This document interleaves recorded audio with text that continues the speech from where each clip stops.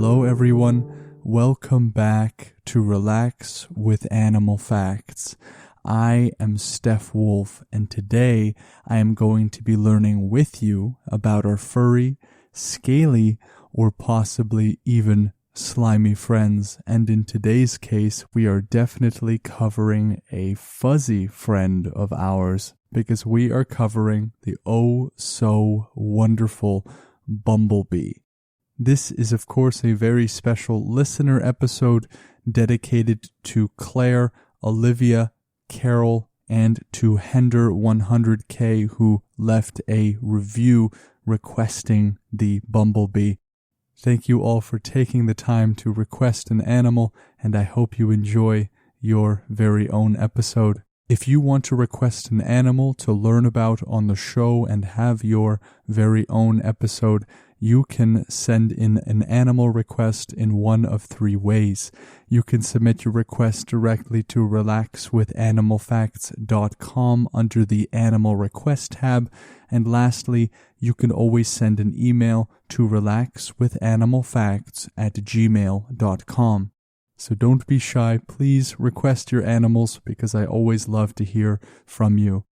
There is an extinct animal miniseries happening on Patreon, so if you want to learn more about some very cool animals that are not exactly around anymore, it's available at the patreon.com/relaxwithanimalfacts, and all of the information is in the description of the episode. And so before we go into the episode, I am just going to say where I got my facts from, because without these resources, this episode would not have been possible. I got my facts from Britannica.com, mentalfloss.com, ontwf.org, the SCA.org, etimonline.com, and lastly, treehugger.com. All of those are cited in the description or the show notes of this episode, so if you want to learn more and explore the plethora of knowledge and information on those websites, I greatly encourage you to do so. And now I would like for all of you to notice maybe where you're carrying some tension.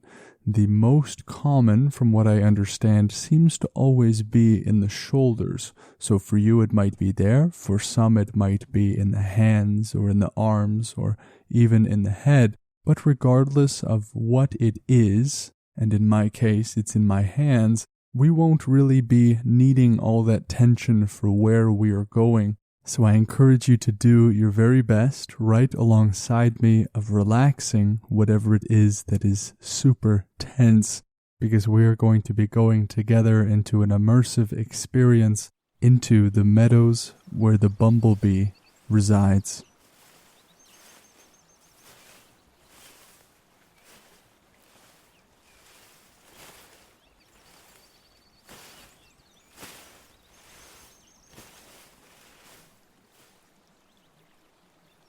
The bee in general is likely a creature you are somewhat already familiar with, but it is often the case that the animals that we consider most common and regular are the ones which we might actually know the least about, and that has certainly been true for me. But within the broader scope of bees, we are covering the bumblebee. It is a large, hairy, black and yellow social bee. It averages around 2.5 centimeters in length and will live just under a month at about 28 days. Those who have had contact with the bumblebee can almost immediately recognize them just because of how round and dense they are. But the bumblebee's scientific name is bombus. Now, bombus is a Latin word that describes a deep, hollow sound of a hum or a buzz, so we can see why they were given this scientific name. The American bumblebee, for example, is the Bombus pennsylvanicus, so it is likely that in Pennsylvania the American bumblebee was first discovered. But I think it is important to maybe cover a few things in regards to maybe distinctions between the bumblebee and some other bee species we may be familiar with, bumblebee and honeybee are not interchangeable. They are not the same creature. While they both belong to the same family of Apidae, the bumblebee belongs to the Bombus genus, while honeybees belong to the Apis genus. So they are under the same family, but they are not under the same genus. When we use those terms like family or genus, we are just referring to sort of a taxonomic system of placing animals into categories. So there are species, and then above species is genus, above genus is family. After that we have order, class, phylum, and it continues on to the domain. So this really helps us get a grasp on creatures in terms of classifying them. But under the distinction of bee, there are 20,000 known species, and all of these species can differ very widely in terms of physical characteristics, their behaviors, their eating or pollination habits, and also their habitat. And in the case of the bumblebee and the honeybee, their appearance will be pretty different. Bumblebees have that distinctive physical characteristic of being very round and fuzzy. They look to be very dense and plump insects. The honeybee, however, is smaller and also thinner. We can sometimes mistake a honeybee for a wasp because of the thinness of their body, and also because honeybees have a very clear distinction between their head and their abdomen, just like wasps do. Bumblebees, however, look to be entirely of one piece, just one floating mass of fuzziness. But there are things in which the bumblebee and the honeybee share some commonality.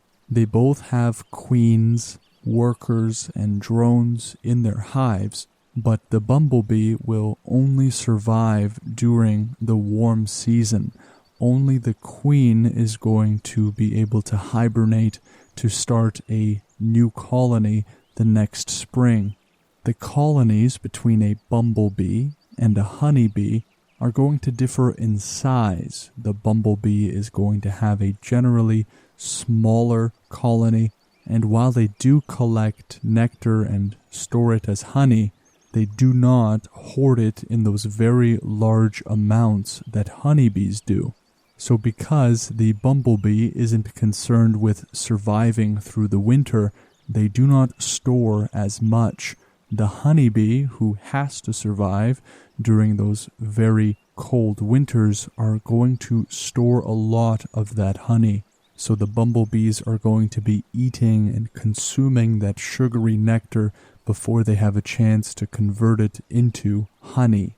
So we never collect honey from bumblebees. But although bumblebees die by the fall time, they do have a very unique way of controlling their body temperature. They will do a kind of shivering movement to warm themselves. The size of the bumblebee and of their very hairy coats, along with this kind of shivering of their flying muscles, can help them stay warm when it gets to be pretty cool. There is also one pretty important difference. The honeybee can only sting one time before they die, but the bumblebee can actually sting multiple times. But thankfully, bumblebees do not form these large swarms like honeybees do, and they really only sting when they are truly provoked. Like other bee species, only the queen or worker bumblebees can sting. All of the worker bumblebees are female. So those are some important distinctions between bumblebees and the honeybee. They are not interchangeable, and their differences are pretty stark.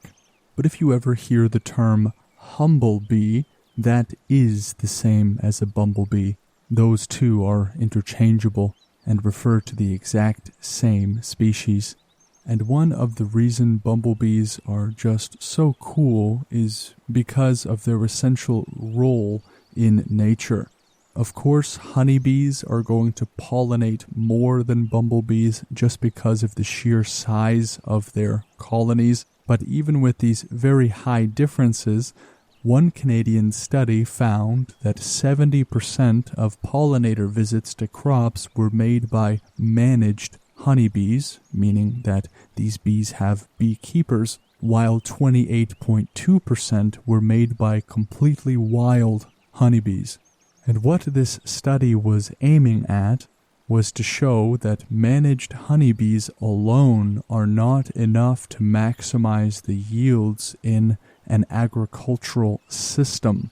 Wild pollinators like bumblebees, which are never managed or domestic, they are just as necessary as the managed bumblebee. Bees in general play such a crucial role, and in playing their crucial role, some bees, like the honeybee, produces some of the most naturally sweet things on this planet that never rots and never spoils. Bees as a whole are gifts and amazing creatures, and we see that the bumblebee in specific has just as crucial a role to play. Now, the bumblebee is absent from most of Africa and the lowlands of India, but they have been introduced into Australia and to New Zealand to help in the pollination of various flowering plants. Now here, as we're learning about the bumblebee, the study of bees as a whole is called apiology. So if we remember the family of which both the bumblebee and the honeybee are a part of, it is called apis. So we can see where apiology comes from. Bumblebees have a very quick metabolism, and this means that they will have to eat pretty much continuously throughout the day. Any one bumblebee with a full stomach is only ever about 40 minutes from starvation, according to Goulson. This means that they have to live life in the fast lane. When even at a full stomach, you are only 40 minutes from dying of starvation, you have a lot of work to do, and you have that work to do always. You may have noticed that the bumblebee will oftentimes buzz around inside of a flower. That is something that is referred to as buzz pollination. The bumblebee will contract the muscles in their thorax very quickly in order to produce a fast vibration that will shake the pollen grains from the flower so that the bumblebee can get at the pollen. So that is why they buzz around on the inside of flowers. And bees, as they are going from flower to flower, are covered with a very oily film that makes them waterproof. What this means is that whenever they land on a flower, they will leave a kind of signature behind, an oily signature.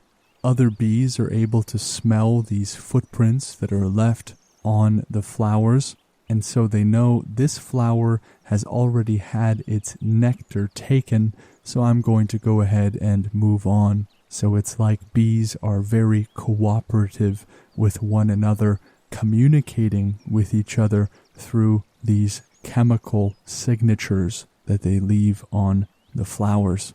Their scent also plays a different purpose of helping them find their way back home. The scent will act like a GPS for them to navigate all the way back home to ensure they do not get lost. And talking about cooperation, the bumblebees can act like little organic air conditioning units. If the nest gets a little bit too hot for comfort, the worker bees will put themselves near the entrance and fan the hot air out.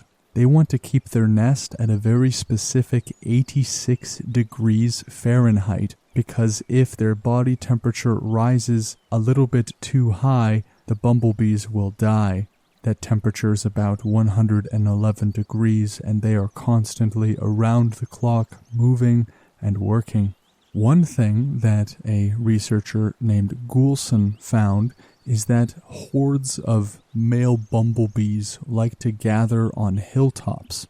In a study of bees in Scotland, which is one of my favorite countries in the whole world, Goulson found that areas on top of hills will attract a lot of male bees in comparison to other areas that might be a little bit more flat or even halfway up a hill. He guessed that this may be an effort to attract mates, but scientists have not exactly observed this sort of pickup technique ever actually working. But bumblebees produce a lot more eligible males than they do females. There are about 7 males for every queen born, so most males never get to mate. And the queen bee is the controller of the genetics of their offspring. Male bumblebees will only have 1 chromosome and no father. So to produce a son, a queen bee merely has to lay an unfertilized egg. To have daughters who make up the very entirety of the bee workforce, a queen bee fertilizes her eggs that she's been storing since the previous summer. So depending on the need of the hive, I would suppose queens make more females or more males. But we see that the queen really calls the shots in the colony. And the world's largest bumblebee is the Bombus dalbomi of South America. They are large enough to merit the distinction of flying mice. Now, if you actually Google a picture of them, they are not that big, but they are significantly larger than many of the other bumblebees that you can see in North America. Now, in terms of communication of the bumblebee, they do not dance to one another. Instead, they will use the vibration of their wings along with chemical signals, like pheromones, for example, to communicate with one another. So that is another distinction between the honeybee and the bumblebee. Bumblebees do not dance, the honeybee does dance. So let us move to the final fact of the episode, which is the name Bumblebee. Where does it come from, or what does it mean? The bumblebee, which is also sometimes referred to as the humblebee, is described as a large, hairy type of bee that was first given to the bumblebee in the 1520s, and it was replacing a Middle English word, humble bee. And the Middle English word humblebee comes from also Middle English bombeln, which means to boom or to buzz, and that is from the late 14th century. So the bumblebee is called what it is because of its booming, buzzing. And now let us move to the review portion of the episode. This is where I read your very special reviews that have been left, usually on Apple Podcasts, but you can leave one on wherever you listen. And this one comes from a user named Walk You in the Tall Trees, which I will just refer to as Trees for short. So Trees writes, Stef Wolfe gives you the lowdown on all of our fellow animals while keeping a calm and soothing tone. I'm so glad I stumbled upon this. Thank you, Trees, for taking the time to leave such a wonderful review. I am also very glad that you stumbled upon this podcast and that you are now a part of the Animal Podcast family, as are all the rest of you listening. It is always my pleasure to give you a lowdown on all of our fellow creatures and critters, and I'm grateful that I get to do it every week. And I entirely forgot to say that Trees was writing all the way from the United States of America, where the American bumblebee is as well. If we remember the name of the American bumblebee scientifically, it's the Bombus pennsylvanicus. So Walk You in the Tall Trees has probably seen one of these before. If this show helps you relax and to rest, and you want to give back to the show in some way, leaving a review is a really quick but also a tremendously impactful thing you can do to help the show grow. For those of you that want more of the Relax with Animal Facts podcast, there are bonus episodes, including an exclusive Extinct Animal miniseries, intro-free episodes, audio blogs. All of those things are available at patreon.com/relaxwithanimalfacts. So all of the relevant links are in the description. Again, if you want to send an animal request, you can do so by sending a message to Relax with Animal Facts on Instagram, or you can go to relaxwithanimalfacts.com and click on the Animal Request tab. And lastly, you can always send an email to relaxwithanimalfacts@gmail.com. What a wonderful episode it was today to learn about the humble bumblebee. The bee that many of us hear buzzing all around and we can see quite frequently, but by learning more about them, we've made the common unique. We've made the ordinary special. And that is one of the great gifts of knowledge. I hope you have all enjoyed this podcast episode, and I hope that you will all join me on next week's adventure with next week's animal. Take care.